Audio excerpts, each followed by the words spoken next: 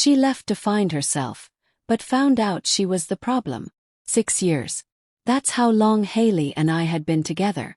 We weren't married, but you wouldn't know it from the way we lived. Joint bills, shared routines, a mutual rhythm that had felt like permanence. The mortgage was in my name, but everything else was split right down the middle. Our lives were intertwined enough that unraveling them would feel like cutting through scar tissue. It was a Thursday morning when she said it. I was standing at the kitchen counter, pouring hot coffee into a mug, when I felt her presence behind me. She leaned against the counter like she'd been rehearsing it all night.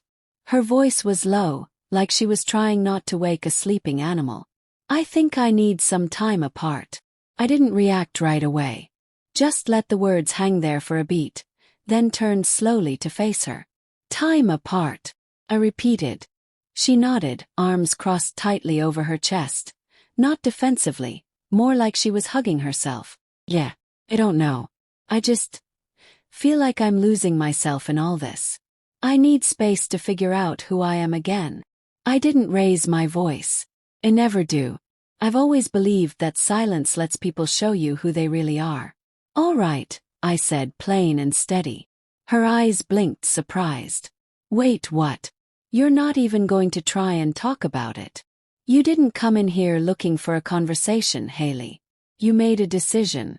I'm just honoring it. She stood there, still expecting something more. Maybe a tear, a fight, a plea. Something dramatic. But I didn't fold. I didn't protest. 15 minutes later, she was stuffing clothes into her bag with angry, jerky movements and marching down the hallway. At the door, she hesitated. Maybe she thought I'd stop her. That I'd break. That I'd chase. I just opened the door. Take care, Haley. She walked out without a word. The next morning I woke up at 6 o'clock, made coffee, went to the gym, and got back in time to answer a backlog of client emails. Her absence wasn't some black hole in my day. It was just one less variable to account for.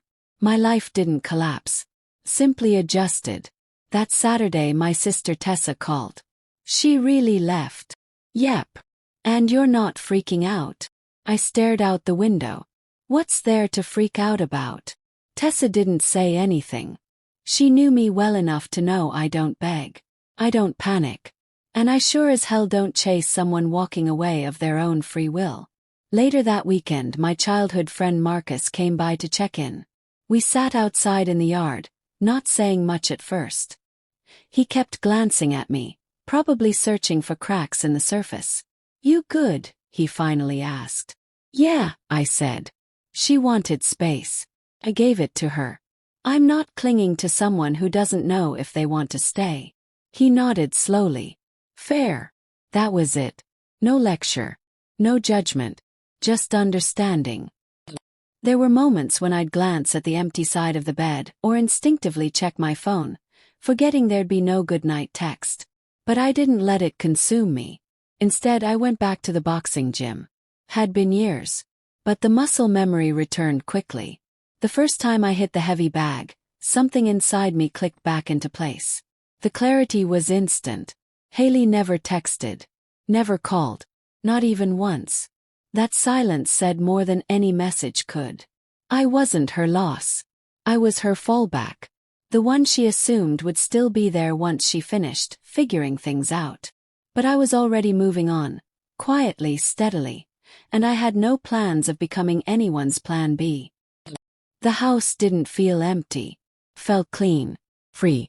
Then one Sunday night I got a text from Marcus. Saw Haley tonight. Didn't want to say anything, but she wasn't alone. I stared at the message. Called him. He told me he saw her at a rooftop bar downtown. She wasn't just with some guy. She looked comfortable, familiar. Her hand on his knee. Laughing. Relaxed. Like the world hadn't shifted. He didn't stay long, didn't let her see him. I didn't need details. Just the facts. No rage. Just cold recognition. 2 days later, Tessa messaged me.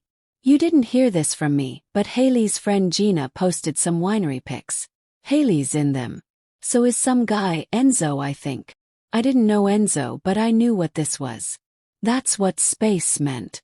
A wine trip with a new guy within days of leaving a 6-year relationship.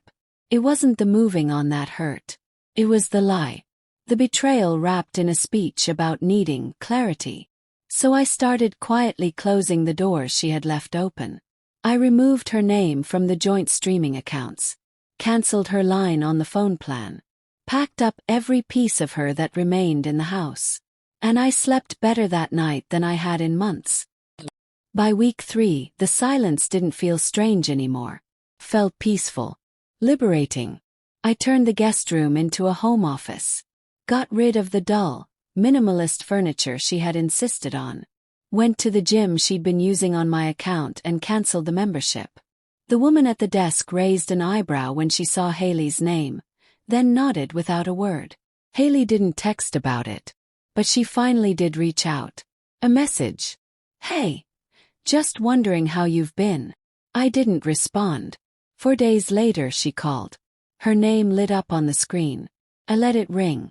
Not out of spite, just disinterest. I wasn't making it easy for her to crawl back in like nothing happened. Then something unexpected happened. A message request on Instagram from a guy named Enzo Navarro. "Hey man, I know this is weird, but I think we should talk. It's about Haley." I almost ignored it. "Why?" I replied.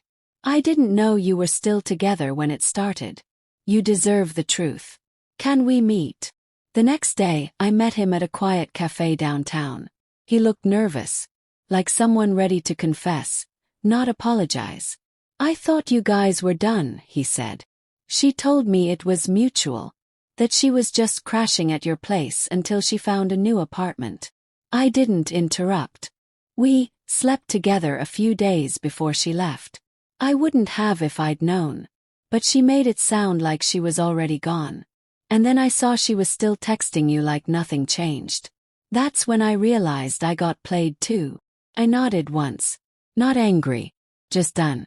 "Why tell me now?" "Yes." He shrugged. "Because I think you should know what kind of person she really is." I didn't shake his hand. Just walked out. 4 weeks to the day since she left, Haley showed up at my door. I wasn't surprised. The silence had gone on too long. I knew a return attempt was coming. Opened the door. She looked different. No makeup, hair pulled back, tired eyes. "Hey," she said softly. I didn't respond. Just stepped aside. She walked in like a stranger. "You changed things." "Yeah." Felt like time. She sat on the edge of the couch. I stayed standing. "I've been thinking," she said. "About us. About everything." I let her talk. I wanted to see what story she'd built. Eventually she said it. "Enzo and I weren't serious. Never got that far. I just thought I needed something different. But it made me realize what I had with you." I stared at her for a moment. You sure you want to go with that version?" She froze. "What?" "I talked to Enzo a few days ago. He told me everything. The night you left. The lies. The fact that you were still texting me while in bed with him." She looked like someone had pulled the floor from under her. "I didn't think you'd actually talk to him." "No, Haley. You didn't think at all. You thought I'd believe whatever story you fed me. That I'd still be here." "I didn't leave because I stopped loving you," she whispered. "I just got confused." "Clarity doesn't usually involve wine tasting with a new guy," I replied. She looked down. Quiet. "I didn't know it would feel this empty without you," she said. "I thought I needed something else, but I didn't." I paused before asking. "If Enzo hadn't bailed, would you still be standing here?" She didn't answer. That was all I needed. "Look," I said. "I'm not mad. And I don't hate you. But I also don't owe you a second chance." Her voice cracked. "So that's it." I pulled a small cardboard box from the closet. "Your stuff. Figured you'd come for it eventually." She stared at it, then back at me. "You're not even going to hear me out." I did. All I heard was someone trying to walk backward through a door they slammed shut. She stood there for a moment, then picked up the box and walked to the door. "I hope someday you'll forgive me," she said. "I already have," I replied. That's why I'm not letting you back in. She messaged a few more times. One email titled, "Please just read this." I never opened it. I already knew how the story ended.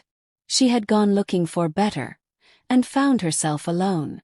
The thing is, closure isn't always a conversation. It's not always a tearful goodbye. Sometimes it's just a man choosing peace over chaos. She thought she could walk away and circle back when the grass wasn't greener. But by then, I had grown into a version of myself that no longer needed her. No hate. No anger. Just clarity. Because some people leave to find something better, and others leave only to realize they were the problem all along.